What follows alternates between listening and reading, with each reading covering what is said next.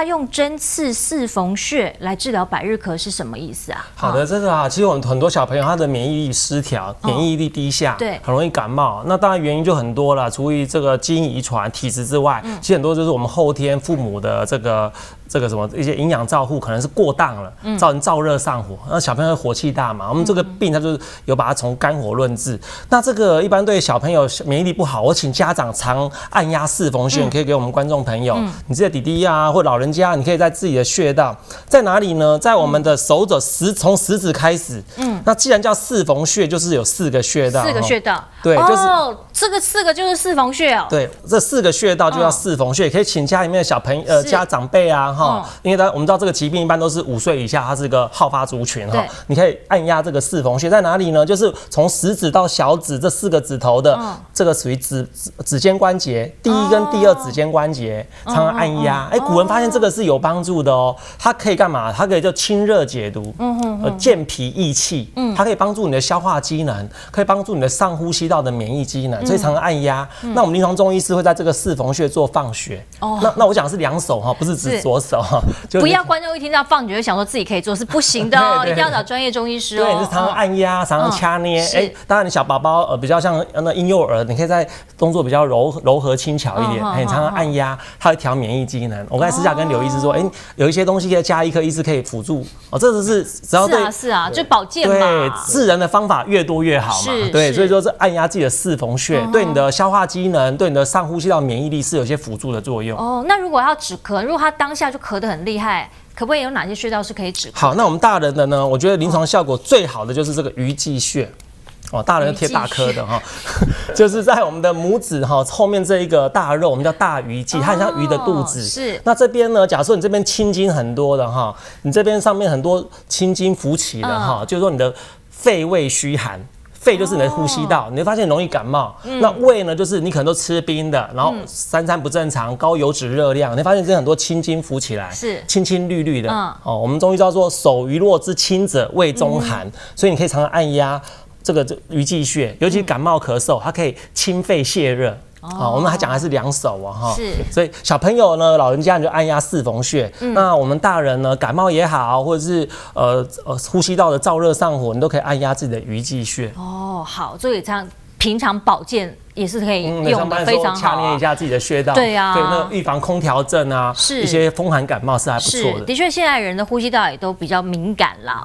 那我们今天讲到婴幼儿的百日咳，所以大人的百日咳，它的症状，就不会有这么的危险性啦。那如果比较讲危险性的并发症，好，可能会有什么症医师？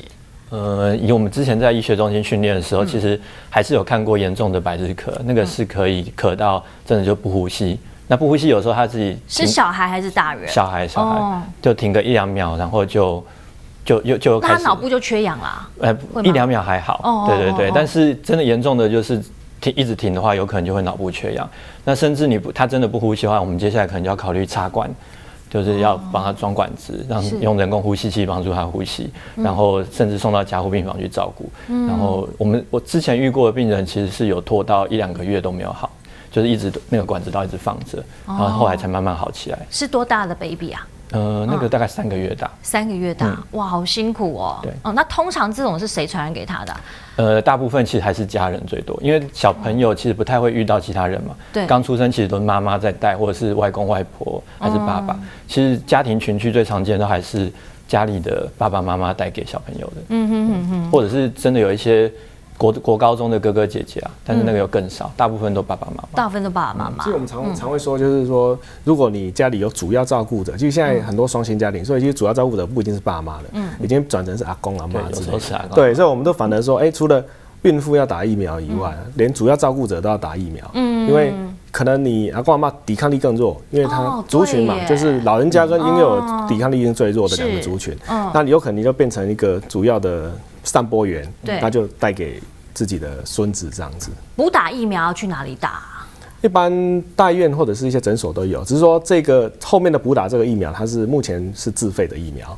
对，所以就是说，如果附近有诊所，它可以提供一些疫苗施打。这个贵吗？一般还好，还好。所以阿公阿嬷如果是主要照顾者的话，他也可以去补打嘛。对，记得一支1-2千块，他就是补打之后，他至少效期就可以撑5到10年，还可以撑5到10年。对，所以就让小朋友等于是度过最危险的那段期间。像那个 baby 或是老人家打的疫苗，其实都打了蛮多的，因为我们都会特别提醒说。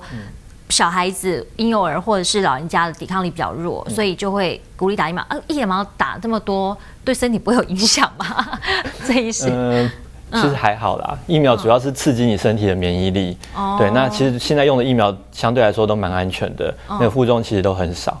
对，那有的阿公阿嬷会怕说什么，比如说一次打3针，那很容易发烧啊，然后很容易不舒服。其实那些在我们来看都还算是。那有没有打疫苗跟疫苗中间要停多久的时间？通常我们疫苗如果是那个活性跟不活性疫苗，我们大概会建议中间是隔1个月。对，那如果是不活性的疫苗的话，那当然是你想打的时候都可以打。不过大部分我们都会抓1个月1个月，这样子爸爸妈妈们在观察跟安排时间上也都比较方便。是好，中医在预防这个百日咳上面有没有什么建议观众朋友的？好的，在这个我觉得百日咳的发生还是配合这个现代医学的检验诊断哈。那不管你是属于这个一般的流行性感冒，还是真的属于百日咳这种嗜血杆菌的传染，那我们在中医来说，它有一些辅助的作用。那我们可以请观众朋友来分享。我们中医刚才提到一下说，在发作期的时候有风热型跟风寒型。对。那其实我们感冒一般也是这样啊。假设你身体的表现是寒症为主的，我们就要吃一点辛温发散的，比如说姜，大家最知道姜啦、糖啦，那这叫紫苏。我们日本料理的紫苏叶，对，它紫苏它就可以把一些，对，它可以解鱼泻毒。对。所以说吃点紫苏它可以解毒，那它可以清热哦。所以紫苏哦，大家知道除了姜之外，紫苏是一个不错的选择。那是鱼腥草。鱼腥草是一个很好的抗菌发炎药，它对这个肺炎的这个辅助疗法是有它的一些临床的验证。那鱼腥草还可以清热，所以有时候你是属于热症的，比如说那个喉咙痛啊、流黄鼻涕啊，那属于发热为主，你就喝一点鱼腥草。那大家会想到柠檬啊，是这个茶叶，它都是一种清热排毒的概念。那第二期就是痰湿型或痰热，在中间属于静咳期的时候，就是收缩的，一直呛咳的，那就会萝卜。所以我请很多家长呢，你小朋友一直咳，痰很多的，那煮一点萝卜水。那说会不会太冷？不会。这个蔬菜水果，我们老祖宗说生寒熟温。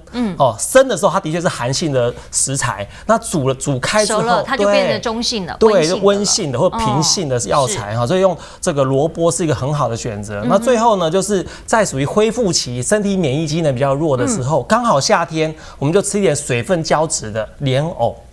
对，它是睡莲科的哈，它可以帮助你的消化系统，它有一些粘液性淀粉，它对你的呼吸道、消化道都有一些辅助治疗，所以你要看你是属于发作期的，还是中间的这静咳期的，还是后面这个属于调免疫机能的。那你可以请中医师给你一个很好的这种食材药膳的搭配的一个选择。是中医都说药食同源嘛，好，吃下去的食物也很重要。好，非常谢谢今天的健康顾问团，我们下个单元团很精彩哦，稍微休息一下，马上回来。